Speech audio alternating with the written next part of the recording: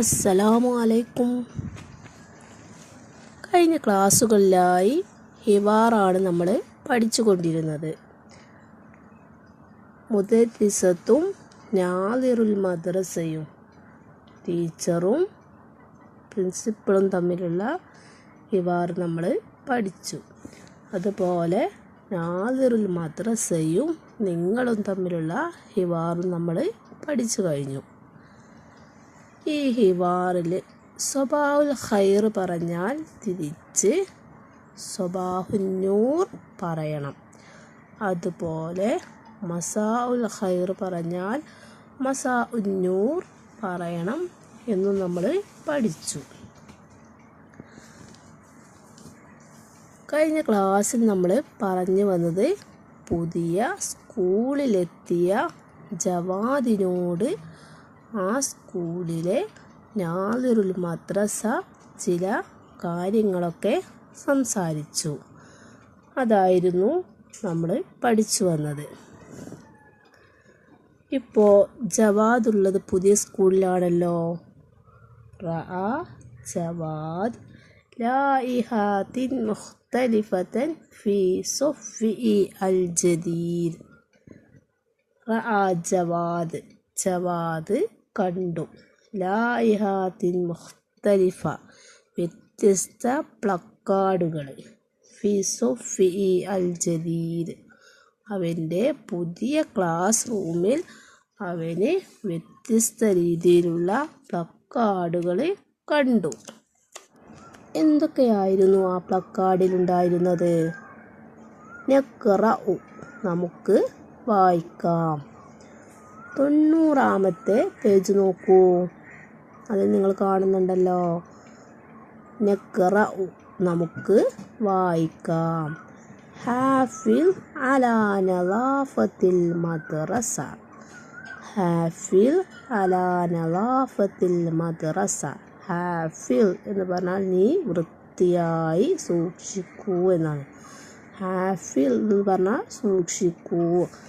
അലാ നളാഫ, നളാഫ വൃത്തിയായി സൂക്ഷിക്കൂ.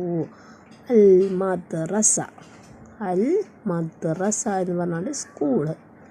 ഹാഫിൽ സൂക്ഷിക്കൂ. അലാ നളാഫ വൃത്തിയായി. അൽ മദ്രസ സ്കൂൾ, സ്കൂൾ വൃത്തിയായി സൂക്ഷിക്കൂ. ഇതായിരുന്നു ജവാദ് കണ്ട ഒന്നാമത്തെ പ്ലക്കാർഡ്. ഇനി അടുത്തത് നോക്കൂ. ഹാഫിൽ അലാ നളാഫത്തിൽ ഹമ്മാം. ഹാഫിൽ അലാ നളാഫത്തിൽ ഹമ്മാം. ഹമ്മാം എന്ന് പറഞ്ഞാൽ ബാത്റൂം. ഹാഫിൽ അലാ നളാഫ എന്ന് പറഞ്ഞാൽ വൃത്തിയായി സൂക്ഷിക്കൂ. അൽ ഹമ്മാം എന്ന് പറഞ്ഞാൽ ബാത്റൂം. ഇനി അത്തുഹൂറു ശത്റുൽ ഈമാൻ. അത്തുഹൂറു, തുഹൂർ എന്ന് പറഞ്ഞാൽ ശുദ്ധി, ശുദ്ധീകരണം, വൃത്തി. ശുദ്ധീകരണം എന്നത് ശത്റുൽ ഈമാൻ. ശത്ർ എന്ന് പറഞ്ഞാൽ ഭാഗമാണ് എന്നാണ്. അൽ ഈമാൻ വിശ്വാസത്തിൻ്റെ ഭാഗമാണ് ശുദ്ധീകരണം. ഇതായിരുന്നു അടുത്ത പ്ലക്കാർഡ്.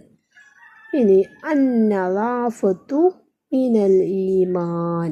അന്നളാഫ, നളാഫ എന്ന് പറഞ്ഞാൽ വൃത്തി. മിനൽ ഈമാൻ ശുദ്ധി, വിശ്വാസത്തിൻ്റെ വിശ്വാസത്തിൽ നിന്നുള്ളതാണ്.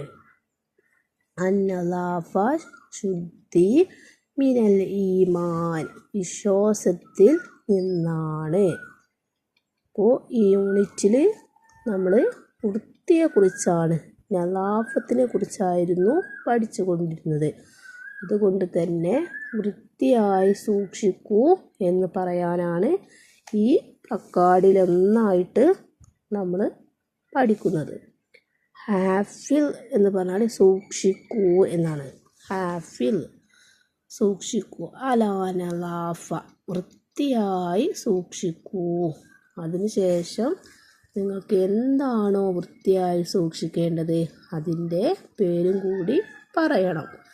നോക്കൂ. ഹാഫിൽ അലാ നളാഫ വൃത്തിയായി സൂക്ഷിക്കൂ. അതിനുശേഷം നിങ്ങൾക്ക് എന്താണോ പുസ്തകമാണെങ്കിൽ നിങ്ങൾക്ക് പറയാം അല്ലേ, ഹാഫിൽ അലാ നദാഫത്തിൽ കിതാബ് എന്ന് പറയാം. ഇനി താഴെ നിങ്ങൾ കണ്ടല്ലോ, നക്തുബു നക്തുബു നമുക്ക് എഴുതാം. ഇവിടെ കൊടുത്തിട്ടുണ്ട് അല്ലേ, 2 പ്ലക്കാർഡ് നിങ്ങൾ പൂർത്തിയാക്കണം. അവിടെ ഒന്നാമത്തത് നോക്കൂ, ഹാഫിൽ അലാ നദാഫ.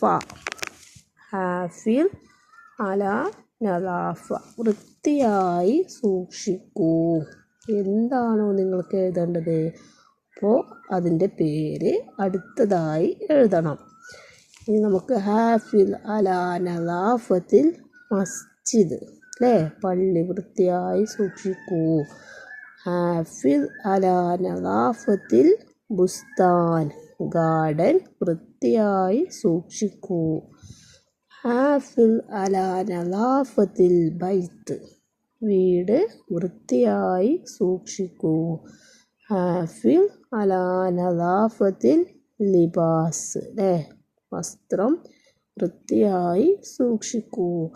അപ്പോൾ എന്താണോ വൃത്തിയായി സൂക്ഷിക്കേണ്ടത് അതിൻ്റെ പേര് അവസാനമായി നിങ്ങൾ ചേർത്ത് കൊടുക്കണം. മനസ്സിലായല്ലോ? അപ്പോൾ ഇതുപോലെ ഒരു 5 പ്ലക്കാർഡുകൾ 5 പ്ലക്കാർഡെങ്കിലും നിങ്ങൾ നോട്ട് ബുക്കിൽ വരച്ച് അല്ലേ, പ്ലക്കാർഡിൻ്റെ രൂപം കണ്ടല്ലോ നിങ്ങൾ, അതുപോലെ വരച്ച് ഇതേപോലെ വൃത്തിയായി സൂക്ഷിക്കൂ എന്ന് അല്ലേ, നിങ്ങൾക്ക് ഇഷ്ടപ്പെട്ട എന്തെങ്കിലും വസ്തുക്കളോ എന്തെങ്കിലും പേര് വെച്ച് നിങ്ങൾ ഒരു 5 പ്ലക്കാർഡ് നിങ്ങൾ നോട്ട് ബുക്കിൽ വരച്ച് എഴുതണം. അതാണ് ഇന്നത്തെ ക്ലാസ്സിൽ നമുക്ക് പഠിക്കാനുള്ളത്. അപ്പോൾ പ്ലക്കാർഡിനെ കുറിച്ചാണ് ഇന്ന് നമ്മൾ പഠിച്ചത്. വൃത്തിയായി സൂക്ഷിക്കൂ എന്ന് പറയാനാണ് ഹാഫിൽ അലാ നദാഫ. അതിനുശേഷം നിങ്ങൾക്ക് ഇഷ്ടപ്പെട്ട പേര് നിങ്ങൾക്ക് എഴുതാം. അപ്പോൾ എല്ലാവരും നോട്ട് ബുക്കിൽ പ്ലക്കാർഡ് വരച്ച് എഴുതണം. നമുക്ക് അടുത്ത ക്ലാസ്സിൽ കാണാം. അസ്സലാമു അലൈക്കും.